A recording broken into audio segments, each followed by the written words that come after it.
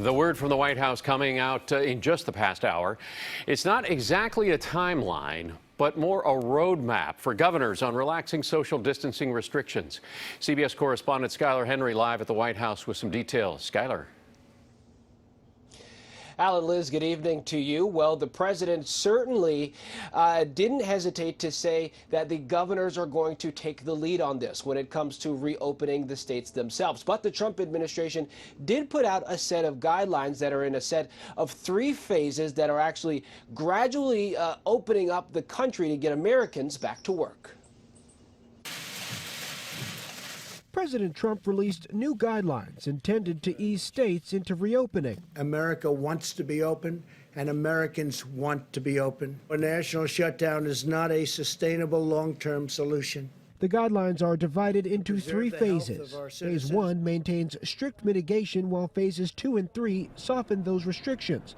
The president presented his plan in a conference call with state governors, who will decide when to implement each phase. Governors will be empowered to tailor an approach that meets the diverse circumstances of their own states.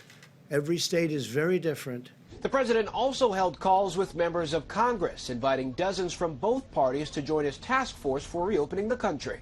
President Trump lashed out at Democratic leaders on Twitter, accusing them of playing politics over the Paycheck Protection Program, which he says is out of funds. The relief program guarantees forgivable loans to small businesses who keep employees on the payroll. We need people to stay attached to the companies that they were working at prior to the COVID crisis. Democratic leaders continue to negotiate additional funding with Treasury Secretary Steven Mnuchin, demanding fixes to the program and more money for states and hospitals. And I think the staggering statistic here, Alan, if you know that there is $349 billion set aside for small business loans in this program. That money, of course, they say has run out. 1.6 million applicants have submitted requests for loans, and they say some of them haven't received money yet. It's kind of this decision about reopening the country. This is so opposite of what the president said a few days ago when he would absolutely be the one to decide. Do we know what kind of pressure he got from governors and the Senate and Congress?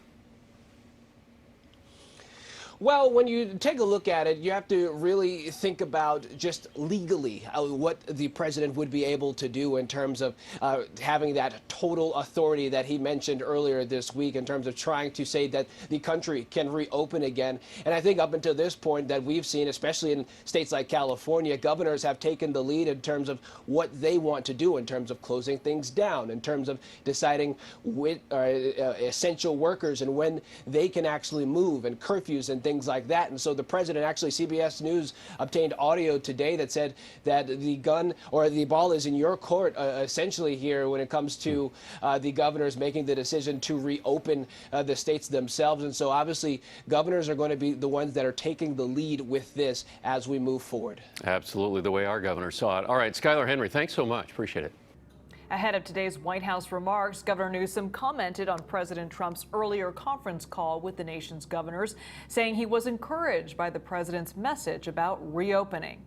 We haven't yet received the booklet, and so when we do, we'll have a better sense of how it aligns with the protocols, procedures, the processes that we laid out a number of days ago. But based upon the early input, or at least early discussion we had on that phone call, it certainly was in line with what we were hoping to hear.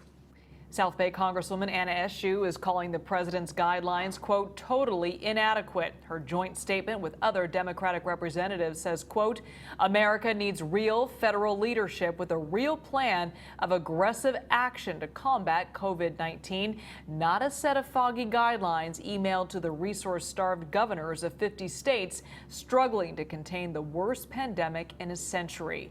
And today we learned California Senator Dianne Feinstein is part of the bipartisan White House reopening task force that's advising President Trump.